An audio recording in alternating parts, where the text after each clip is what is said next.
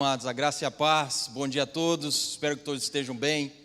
Feliz de estar com vocês mais uma vez, de ver caras novas, de ver pessoas que estão se juntando à nossa família, pessoas que estão retornando das férias.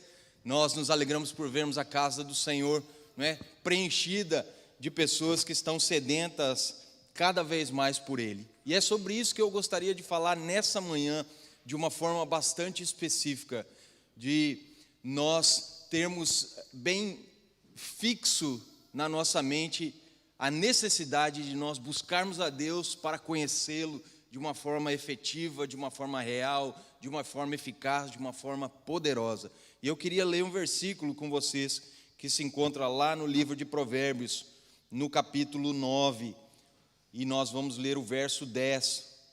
Provérbios 9, 10. Diz o seguinte, acompanhe aí no telão ou na sua Bíblia: o temor do Senhor é o princípio da sabedoria, e o conhecimento do santo é entendimento. Amém?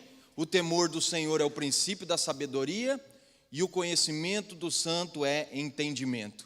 Alguns dias atrás, algumas semanas atrás, eu estava aqui na terça-feira de manhã, às 6 da manhã, no nosso tempo de oração, estava ajoelhado naquela cadeira ali, estava orando a Deus, e Deus falou comigo a respeito da necessidade de nós conhecermos Ele de uma forma íntima, de uma forma poderosa, de uma forma real. Nós precisamos nos esforçar para ter esse entendimento.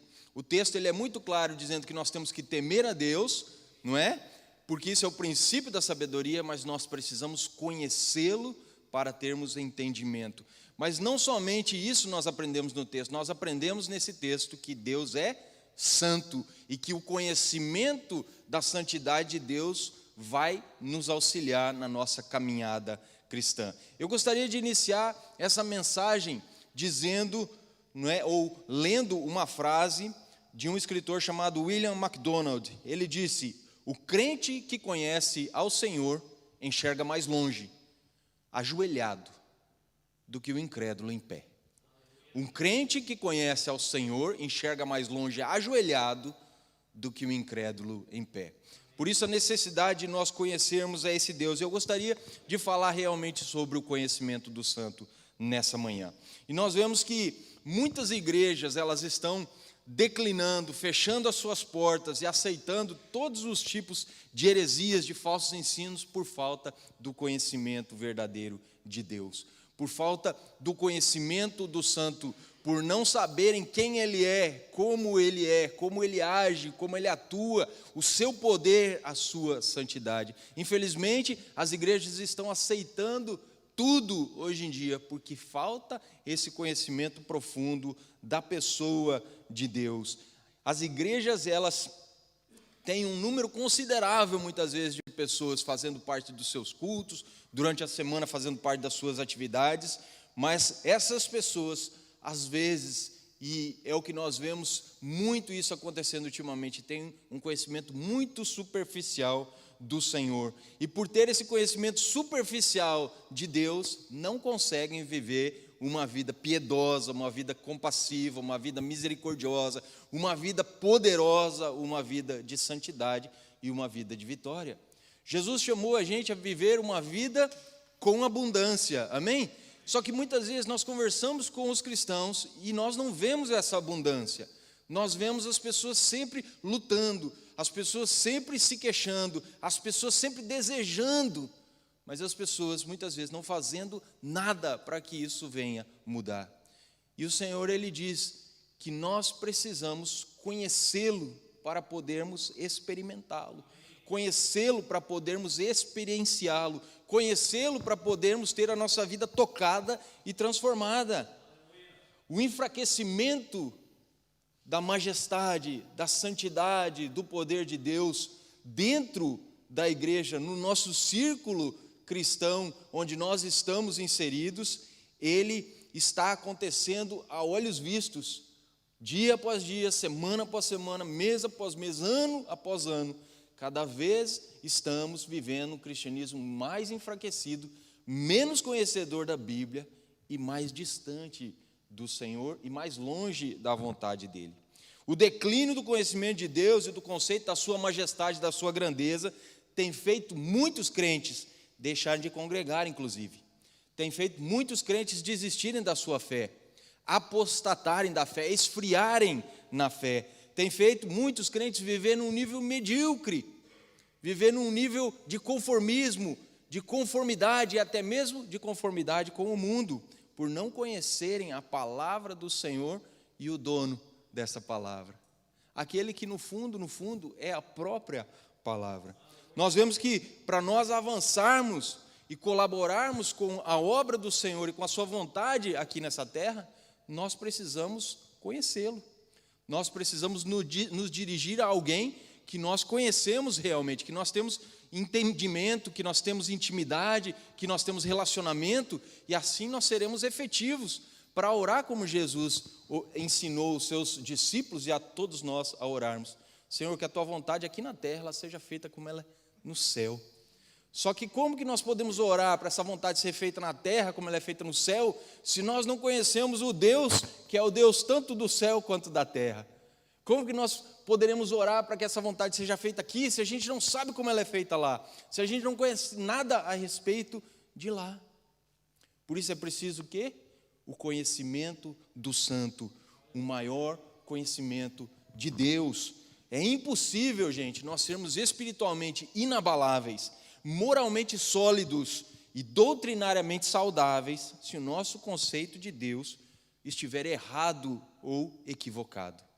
Se nós olharmos para Deus como um Deus incapaz, como um Deus fraco, como um Deus incompetente, como um Deus que não é justo, como um Deus que às vezes erra, como um Deus que às vezes falha, como um Deus que não tem poder de mudar circunstâncias e situações, nós não seremos fortes na nossa fé, nós não seremos inabaláveis nas nossas convicções, nós não seremos nem mesmo sólidos na nossa moralidade, e nós não seremos saudáveis na nossa doutrina e na nossa teologia.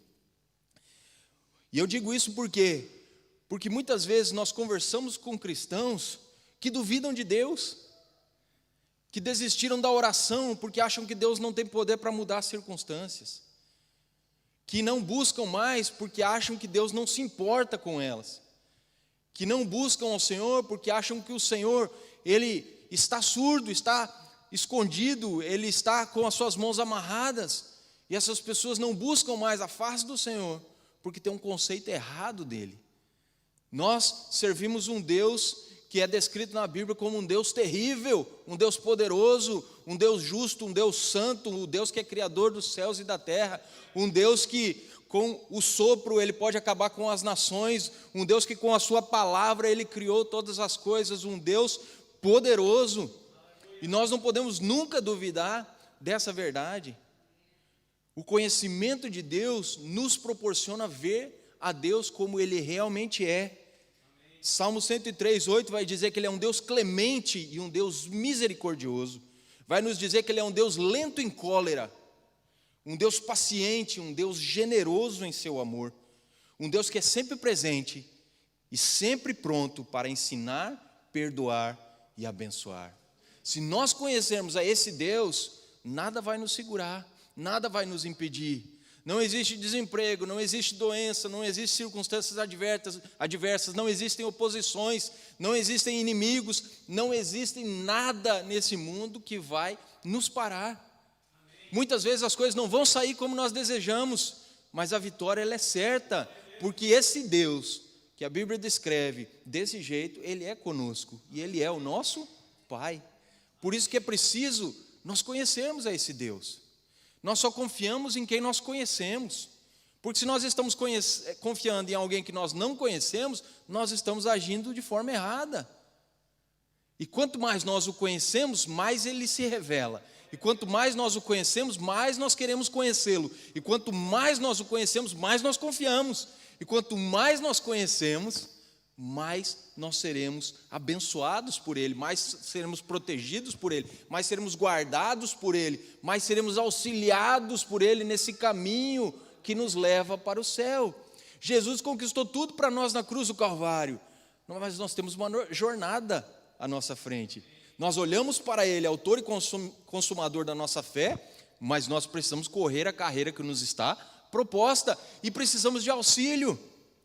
Nós não conseguimos viver a nossa vida isolados, não é? De uma maneira egoísta, sozinhos. Nós precisamos de auxílio, pessoas nos auxiliando, irmãos, irmãs, família da fé, mas o nosso Deus também fazendo parte da nossa vida. Por isso que a Bíblia diz que Jesus, Ele enviaria o Consolador, que nos guiaria a toda a verdade, que estaria conosco todos os dias até a consumação dos séculos. Eu gostaria de ler alguns trechos da Confissão de Fé de Westminster, que é uma das confissões de fé da fé reformada. E olha o que essa confissão de fé no capítulo 2, falando a respeito de Deus e da Santíssima Trindade, ela afirma: há um só Deus, vivo e verdadeiro, o qual é infinito em seu ser e perfeições. Ele é um Espírito puríssimo, invisível, sem corpo, membros ou paixões. É imutável, imenso, eterno, incompreensível, onipotente, onisciente, santíssimo, completamente livre e absoluto, fazendo tudo para a sua própria glória, segundo o conselho da sua própria vontade, que é reta e imutável.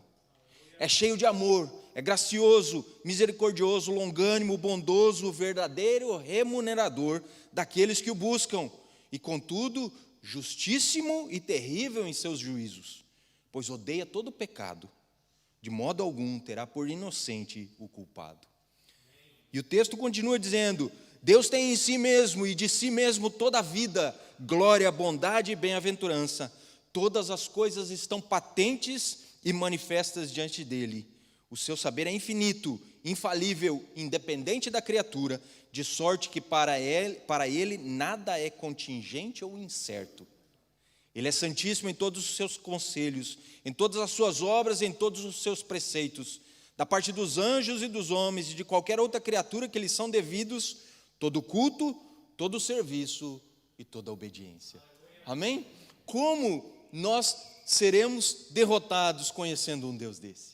Como nós ficaremos enfraquecidos conhecendo um Deus desse? Como ficaremos murmurando, resmungando, nos arrastando, não é? Como nós ficaremos reclamando? Como nós ficaremos depressivos? Como nós desistiremos conhecendo um Deus desse? E entenda, eu não estou desfazendo a dor de ninguém. Eu só estou tentando fazer você enxergar que Deus é maior que essa dor. Eu não estou desfazendo do problema de ninguém.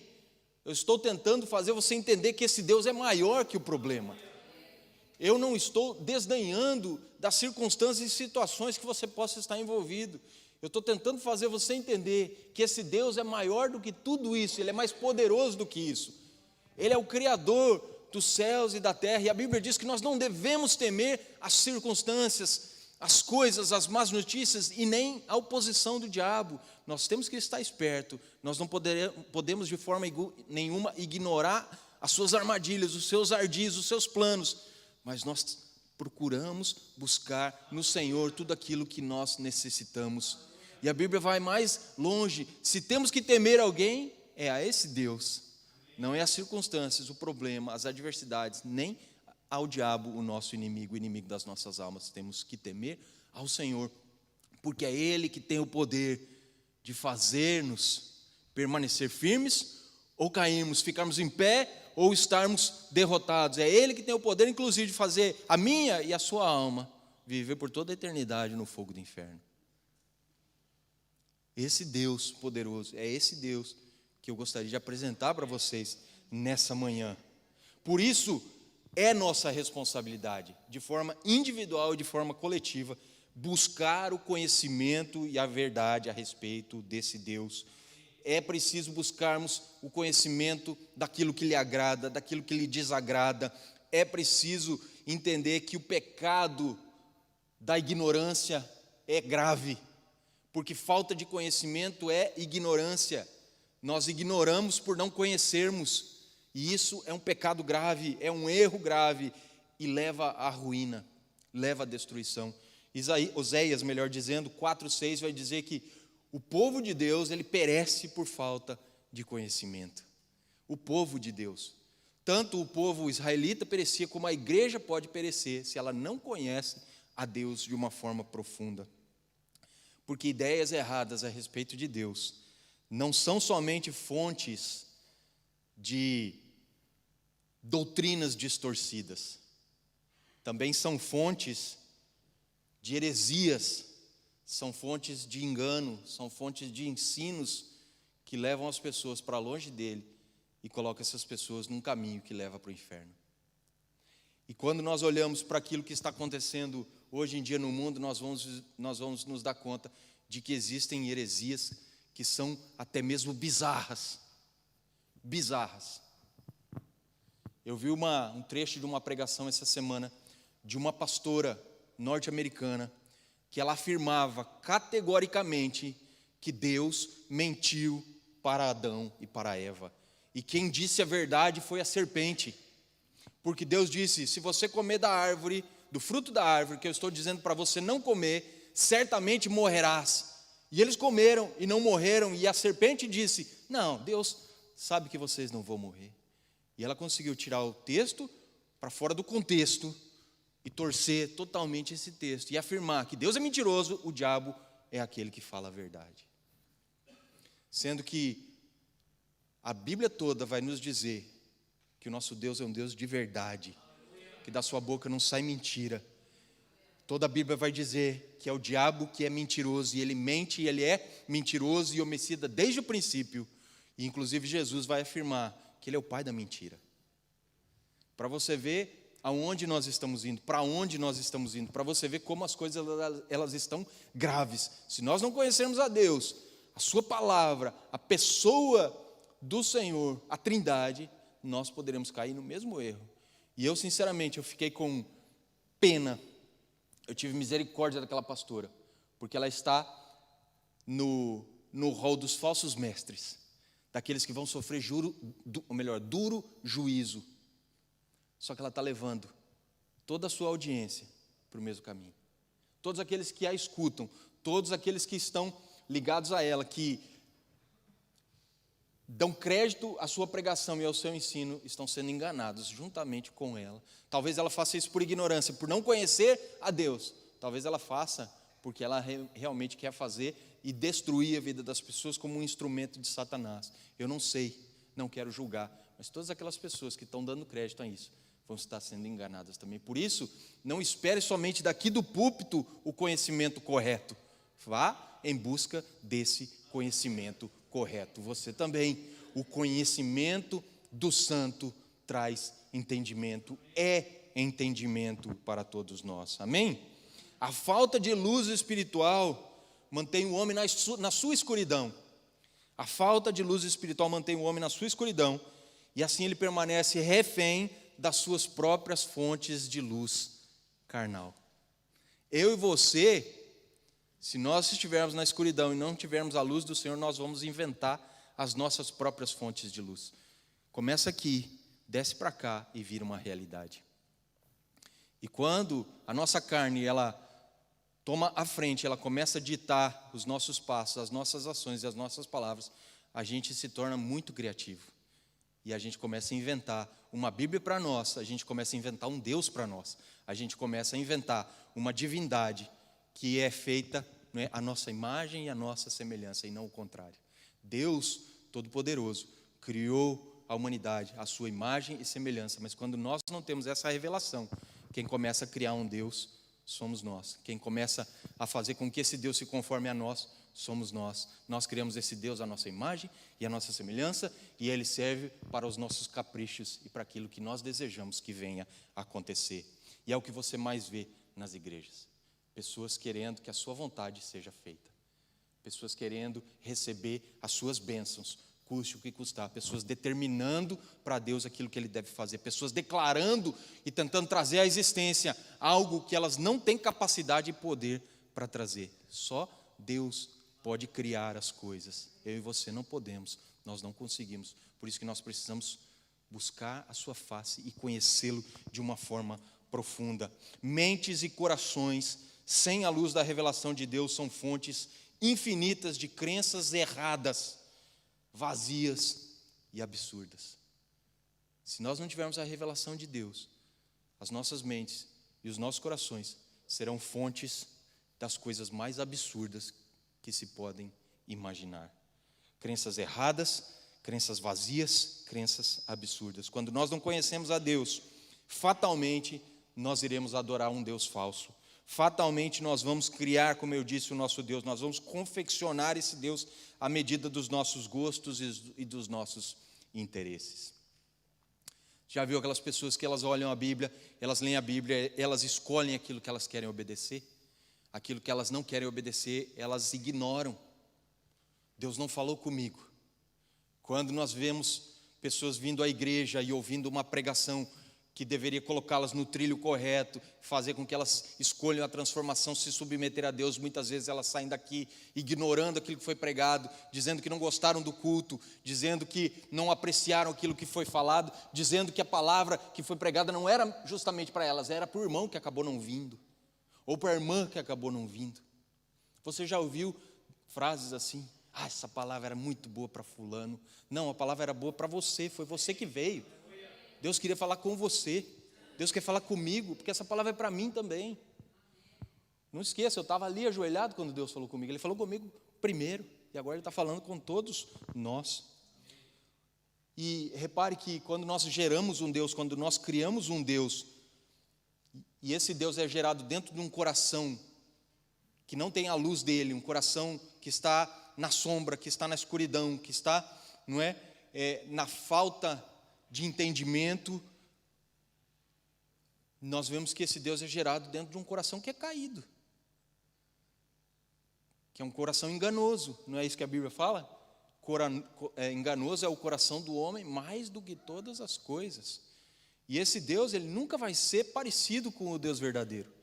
Nunca vai ser parecido com o Deus que é o Deus criador de todas as coisas. Porque é um Deus que é criado dentro de um coração de uma criatura imperfeita, como eu e como você.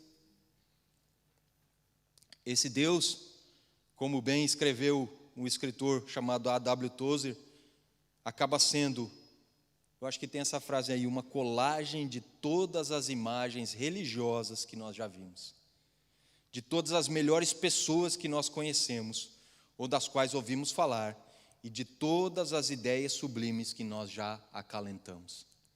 Quando a gente cria esse Deus dentro do nosso coração, ele acaba sendo uma colagem de todas as imagens religiosas que nós já vimos, de todas as melhores pessoas que nós conhecemos, ou das quais ouvimos falar, e de todas as ideias sublimes que nós já acalentamos. Se eu fosse sentar e ter uma discussão mais séria, mais teológica, com cada pessoa que já criou um Deus para ela mesma e tentou apresentar esse Deus para mim, talvez eu ia ter uma conversa a cada semana e seria uma conversa daquelas bem difíceis de ter.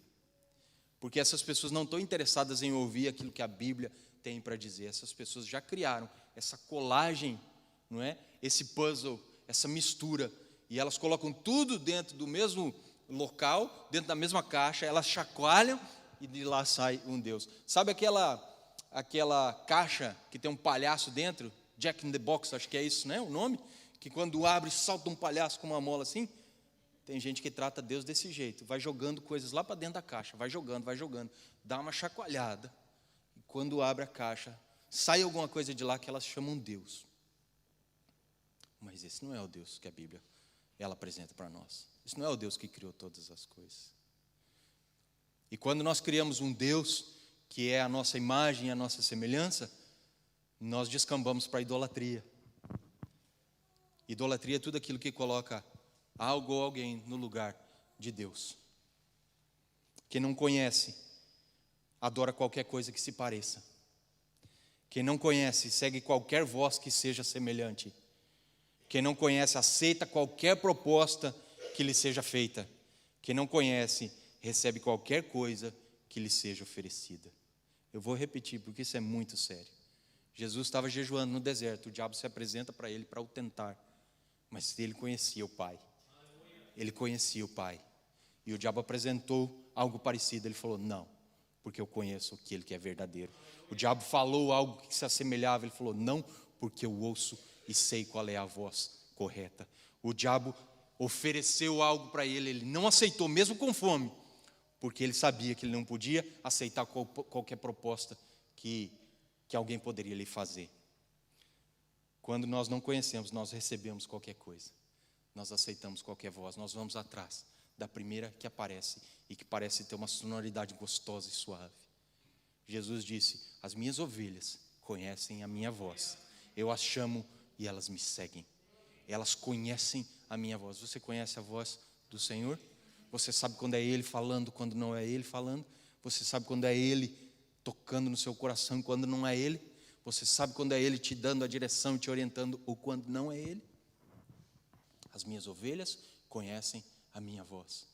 Elas ouvem e elas seguem. O conhecimento do Santo é imprescindível para a gente ter uma vida vitoriosa. Por saber dessas coisas, Paulo ensina aos Efésios, dizendo: eu oro também para que os olhos do coração de vocês sejam iluminados, a fim de que vocês conheçam a esperança para a qual Ele os chamou, as riquezas da gloriosa herança dele nos santos, a incomparável grandeza do seu poder para conosco, os que cremos conforme a atuação da sua poderosa força. Volta ao versículo, vamos destrinchar ele um pouquinho. Eu oro para que os olhos do coração de vocês sejam iluminados. Nós estamos falando do quê? De um coração que não tem essa iluminação, que não tem o brilho do conhecimento de Deus, um coração que está na escuridão, que cria o seu próprio ídolo, que cria o seu próprio Deus, que segue atrás dele, que não o conhece.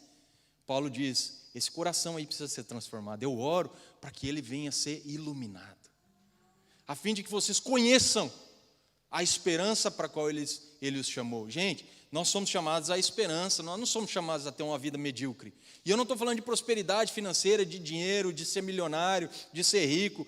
Não estou dizendo a respeito de sermos famosos, conhecidos, nada disso. Estou dizendo a respeito de nós sabermos quem somos, sabemos quem é o nosso Pai, sabemos a nossa filiação, o nosso lugar, sabemos o que estamos fazendo nesse mundo e sabemos para onde estamos indo.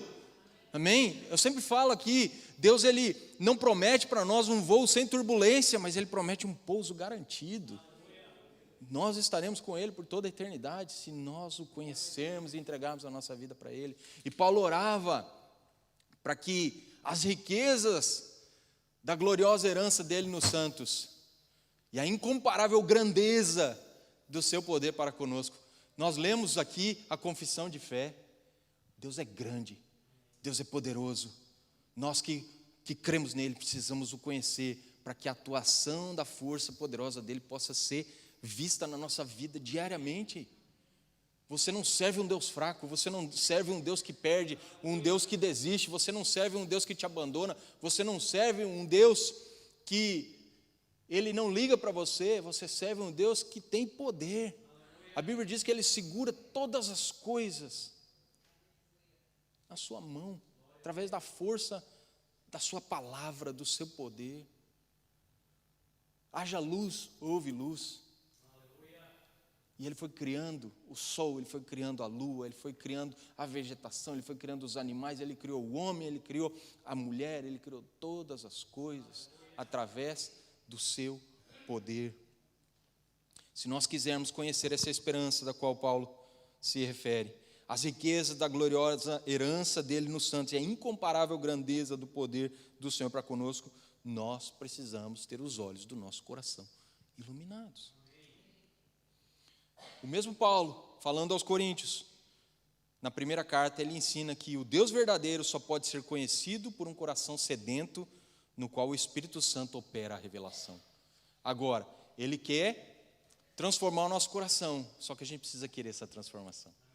Paulo orava pelos Efésios para que o coração dele, ou melhor, os olhos dos corações deles pudessem ser iluminados, mas eles deveriam desejar essa iluminação. Nós temos que ter essa sede, essa fome do Senhor. Por isso não basta nós fazermos declaração a respeito de Deus. Nós temos que conhecê-lo, pois o conceito correto da divindade é o alicerce da nossa fé e da nossa prática cristã. A nossa fé, ela fica de pé, ou ela cai de acordo com aquilo que nós conhecemos de Deus.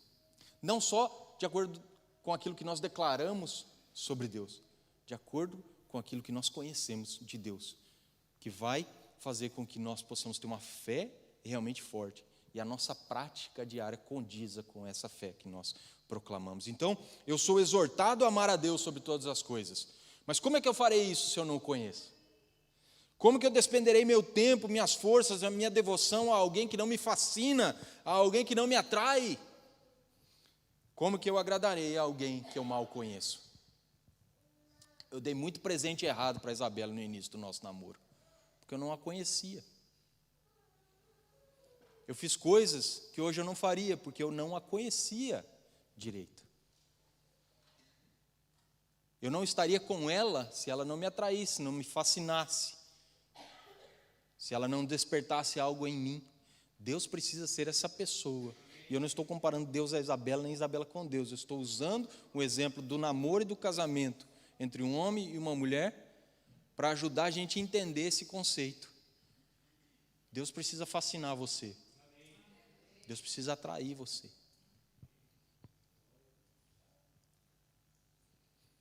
Porque se eu sou exortado a amar Ele sobre todas as coisas, eu preciso conhecê-lo. Senão eu não vou obedecer. Acho que o meu tempo está acabando. Como despenderei meu tempo, minhas forças e a minha devoção a alguém? Aperta aí, senão o relógio vai sair da parede, vai me expulsar daqui. Como que eu despenderei meu tempo, minhas forças e a minha devoção a alguém que não me fascina, que não me atrai? Como agradaria alguém que eu mal conheço? Mas aí eu olho para a Bíblia e eu vejo o salmista dizendo no Salmo 45, verso 18: perto está o Senhor daqueles que o invocam, de todos os que o invocam em verdade. Perto está o Senhor de todos aqueles que o invocam, daqueles que o invocam em verdade. Portanto, pessoas comuns como eu e vocês, pessoas comuns, podem ter a certeza de que se o nosso desejo por Ele for sincero, o Senhor se dará a conhecer, Ele se revelará. Perto está o Senhor de todos aqueles que o invocam, de todos aqueles que o invocam em verdade. Se você quer conhecer a Deus, Ele vai se revelar a você. É a promessa da Bíblia. Se a nossa intenção for buscá-lo de forma desinteressada, com temor genuíno, Ele mesmo abrirá as portas da sua intimidade e compartilhará conosco os segredos da sua aliança. É o que diz lá o salmista no Salmo 25. O Senhor vai abrir as portas, a gente não precisa arrombar essas portas, a gente não precisa meter o pé na porta, Ele vai abrir e compartilhar conosco a sua intimidade e os segredos da sua aliança. Eu gostaria de concluir essa palavra antes que o nosso amigo ali, relógio, apite de novo, não é? Eu gostaria, tira a pilha dele, tira a pilha aí. Eu gostaria de finalizar lembrando que aquilo que Paulo fala em 1 Timóteo 6, 15 e 16, que Deus é o Deus bendito e único soberano, Rei dos reis, Senhor dos senhores, o único que é imortal e habita na luz inacessível, a quem ninguém viu nem pode ver. Mas eu gostaria de lembrar você que esse Deus que habita na luz inacessível, num lugar que nós não podemos ver, que ninguém viu e ninguém poderá ver, Ele habita lá, num alto e num sublime trono. Mas a palavra diz que Ele habita em cada coração que é temente a Ele, com o humilde e com aquele que tem o coração contrito e que busca a sua presença. Esse mesmo Deus decidiu se revelar a todos aqueles que estão dispostos a conhecê-lo. Isaías diz no capítulo 55, verso 6, buscai ao Senhor enquanto se pode achar, invocai-o enquanto está perto. Buscai ao Senhor enquanto se pode achar, invocai-o enquanto está perto. Só que olha só, para isso ser possível, nós precisamos buscá-lo e invocá-lo da maneira correta. Pois para acessá-lo, conhecê-lo e desfrutá-lo, só existe um jeito, só existe um meio, só existe um caminho, só existe um mediador. É o que nós vimos na quinta-feira. Um mediador entre Deus e os homens, Jesus Cristo, o homem. Então não adianta querer buscar esse Deus e conhecer esse Deus, acessá-lo, invocá-lo, ter relacionamento com Ele, se não for através da pessoa do seu Filho Jesus. Não é através de ídolos, não é através de religião, não é através de igreja, não é através de bruxaria, feitiçaria, macumbaria, não é através de imagens, não é através de dinheiro, não é através de oferta, não é através de dízimo, não é através de promessas, não é através de outras pessoas, não é através da sua convicção, da minha convicção, da convicção de qualquer outra pessoa. É através da pessoa bendita de Jesus Cristo. 1 Timóteo 2,5, porque há um só Deus, um só mediador entre Deus e os homens, Jesus Cristo, homem. O brilho intenso da revelação de Deus aos homens veio pela encarnação. Quando a palavra eterna se fez carne e veio aqui para a terra habitar entre nós. João vai falar sobre isso. O verbo era Deus, o verbo estava com Deus, né? E o verbo se fez carne, ele veio para estar, habitar, tabernacular entre nós. O verbo se fez carne. Ele veio para se revelar, ele veio para revelar a Deus aqui entre nós. João 1,14. Mas por mais que essa luz brilhe de uma forma intensa, ela somente poderá ser enxergada por aqueles que estão espiritualmente preparados para recebê-la. Se eu e você não estivermos espiritualmente preparados para receber essa luz, nós continuaremos na escuridão. Como que nós recebemos essa luz? Quando a gente entende o sacrifício da cruz, quando a gente olha para Ele e entende que Ele é consumador, e Ele é aquele que conquistou a fé para nós, que vai consumar a fé para nós, é aquele que nos ajuda todos os dias, é aquele que perdoou os nossos pecados, é aquele que nos lavou através do seu sangue, é aquele que nos fez caminhar com o Pai, é aquele que acabou com a inimizade que tínhamos para com Deus, aquele que conquistou a paz para nós, aquele que nos resgatou, aquele que é o nosso Redentor, aquele que pagou o preço de sangue, aquele que nos tirou da escravidão para um reino de liberdade, aquele que nos tirou das trevas para um reino de luz, aquele que nos juntou novamente com Deus, que nos religou com Deus. Aí nós estamos no caminho correto. João 3, 19 e 20 vai dizer que a luz veio ao mundo, mas os homens amaram mais as trevas do que a luz, porque as suas obras eram más. E eu não quero fazer parte desse grupo. Eu não quero fazer parte desse grupo. E eu oro para que você não seja alguém que faça parte desse grupo ou que venha fazer parte desse grupo. Não ame mais as trevas do que a luz. Ame a luz. Viva na luz. Se entregue ao Senhor. Deus, mediante a encarnação, reconciliou-nos com Ele mesmo, através da expiação dos nossos pecados. Pela graça, mediante a fé, Efésios 2 vai dizer, Ele possibilitou a nossa entrada em seu santuário e o acesso direto à sua presença. O véu se rasgou de alto a baixo, não foi, pastor Marcelo? O véu que separava, já não separa mais. E a luz que outrora apagada, agora brilha e brilha cada dia mais. Eu sei citar a música, eu não sei cantar, eu sei citar a letra. O véu que separava não separa mais. Ao morrer na cruz, a Bíblia diz que houve trevas ao meio-dia. A Bíblia diz que houve terremotos, que alguns mortos ressuscitaram. E a Bíblia diz que o véu do templo, que separava o lugar santo do lugar santíssimo, ele foi rasgado.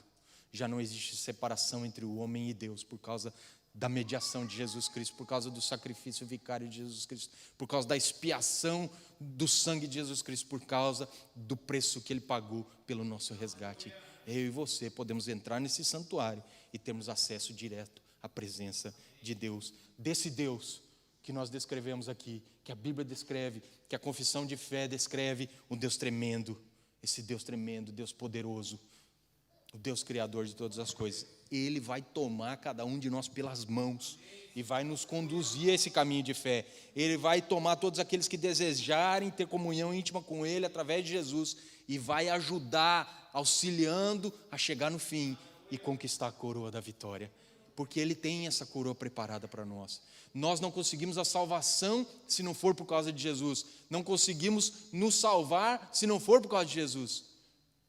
Por isso nós precisamos não só dele para nos salvar, mas nós precisamos dele para nós continuarmos no caminho e um dia conseguirmos morar com ele. Então, para uma alma sedenta por Deus, nada será mais maravilhoso do que isso. E eu convido você a ficar de pé. E nós vamos cantar mais uma vez uma canção. Mas antes de cantar, a pastora Wanda pode vir, o grupo de louvor, por favor. Eu gostaria que você fizesse uma escolha.